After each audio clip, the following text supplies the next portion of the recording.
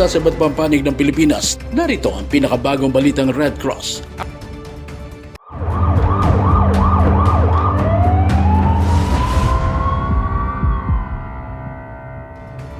Sa naganap na sunog sa Isla Puting Bato sa Tondo, Manila noong November 24 na nagsimula sa alas 8 ng umaga at nagdeklarang fire out bandang alas 4 ng hapon. Tinatayang nasa 2,000 bahay ang natupok na nakaapekto naman sa tinatayang 7,000 individual. Bago magtanghali, itinaas na ang sunog sa Task Force Charlie. Ang Philippine Red Cross ay tumulong sa pag-apula ng malaking apoy at nagpadala ng 2 fire trucks kasama na ang mga bumbero, 2 ambulansya at mga first aid responders, kung saan 19 na apektadong residente ang ginamot dahil sa mga sugat at pagkahilo. Nagsagawa rin ng vital signs monitoring at may isa na dinala sa paggamutan dahil sa natamong sugat sa ulo. Matapos ang sunog, agad na namahagi ng hot meals ang PRC sa may 850 na katao na pansamantalang nanunuluyan sa Delpan Evacuation Center. Patuloy naman ang pagsasagawa ng PRC ng assessment sa mga evacuation center at mananatili ang pamamahagi ng hot meals sa mga nasalanta ng nasabing sunog. Samantala, pagkatapos ng isang matinding kalamidad, isa sa mga unang ibinigay ng Philippine Red Cross sa ating mga kababayang nasalanta ay ang pagkain. Matinding gutom, pagod at hirap ang kanilang nararanasan sa maraming oras ng pagkakalugmok sa sakuna. Kaya ang laman ng tiyan ang muling magpapalakas sa kanilang katawan at magpapaklaro ng kanilang mga isipan. Maraming barangay ang inabutan ng tulong ng Philippine Red Cross, katuwang ang mga chapters dito. Kasama ring umalalay ang mga tagapagluto at chapter volunteers para mabilis ang pamamahagi ng tulong sa gitna ng trahedya at kawalan. Nag-donate naman ng tinapay mula sa Gardenia upang matulungan ang mga naapektuhan na magkaroon ng makakain. Malaki ang pasasalamat ng PRC sa mga idinodonate na tinapay sa mga nasalanta ng bagyo. Sa Catanduanes, nakapamahagi na may 296 hot meals at 405 Gardenia bread sa mga barangay ng Putsan, Danao at Tiston sa munisipyo ng Baras. Habang sa Libod, Pandan ay nakatanggap ang 200 individuals ng hot meals, Gardenia bread sa may 295 na pamilya sa Biong Gigmoto at 2 LGU responders sa nakatanggap rin ng Gardenia. Sa Quezon naman, nakapamahagi ng hot meal sa may 836 na individual mula sa Barangay Poblasyon at Sabang at 991 sa Lucena,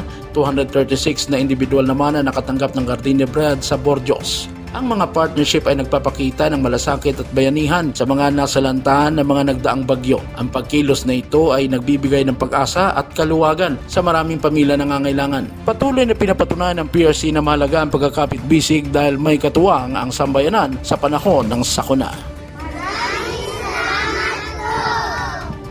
Iba pang balita, layunin ng pamalaang gawing ligtas mula sa tigdas at iba pang sakit ang mga kabataan sa Pilipinas. Kaya naman patuloy pa rin ang Bakuna Eskwela 2024 ng Department of Education at Department of Health, katuwang ang Philippine Red Cross. Nitong nakaraang araw ay ginanap ang pagbabakuna sa Laod Lambayong Elementary School sa Buspos, Hulo-Sulu. 41 na mag-aaral nakatanggap ng bakuna mula sa PRC vaccination team para sa measles, rubella, tetanus, diphtheria at human papilloma virus. Layunin nito ang school-based immunization program na bigyan ng proteksyon ang mga school-age children laban sa mga vaccine-preventable diseases tulad ng measles, rubella, diphtheria at human papilloma virus. Ang programang ito ay bahagi ng mas malawak na hakbang upang tiyakin ang kalusugan at kaligtasan ng mga paaralan. Ang mga bakunang ibinigay sa mga mag-aaral ay ligtas, epektibo at libre para sa mga batang nasa grade 1 at 7 at mga grade 4 na batang babae para naman sa bakuna sa human papilloma virus. Ang Philippine Red Cross ay aktibong tumutulong sa bakuna eskwela sa pamamagitan ng pag-oorganisa ng mga mobile vaccination teams, kaya huwag palalagpasin ang pagkakataong ito.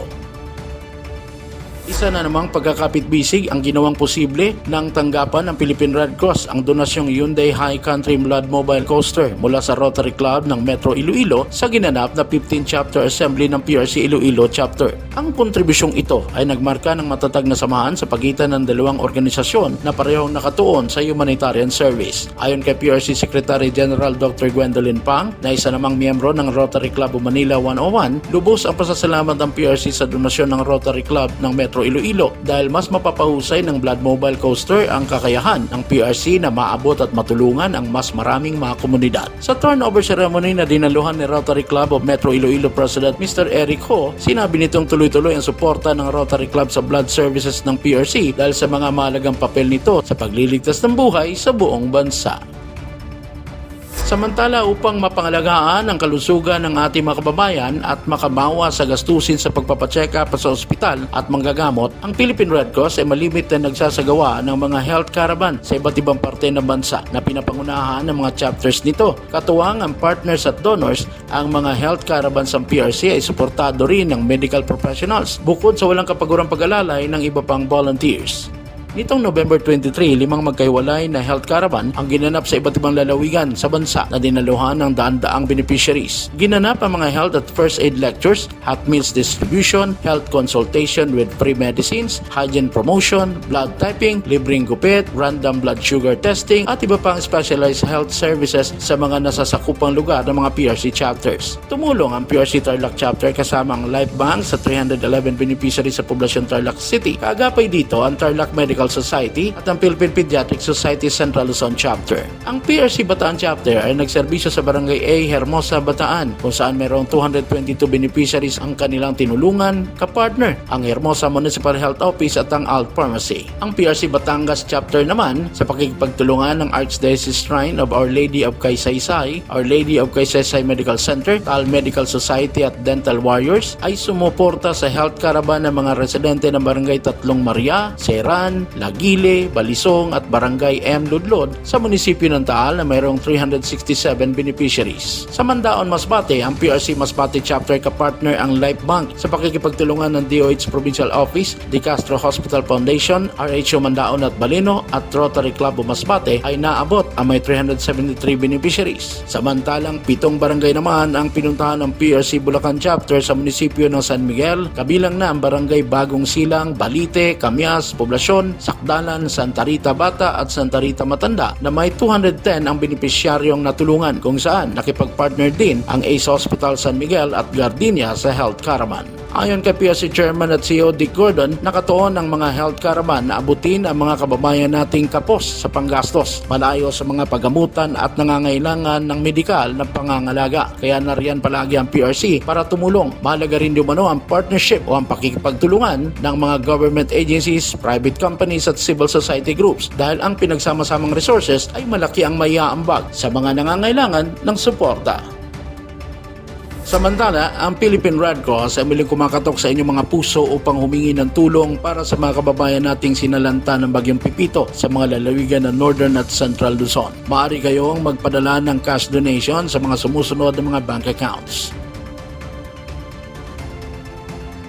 Ang inyong donasyon ay makapagbibigay ng panibagong pag-asa sa mga kababayan natin sa Luzon. Sama-sama nating harapin ang hamon at samahan silang muling bumangon.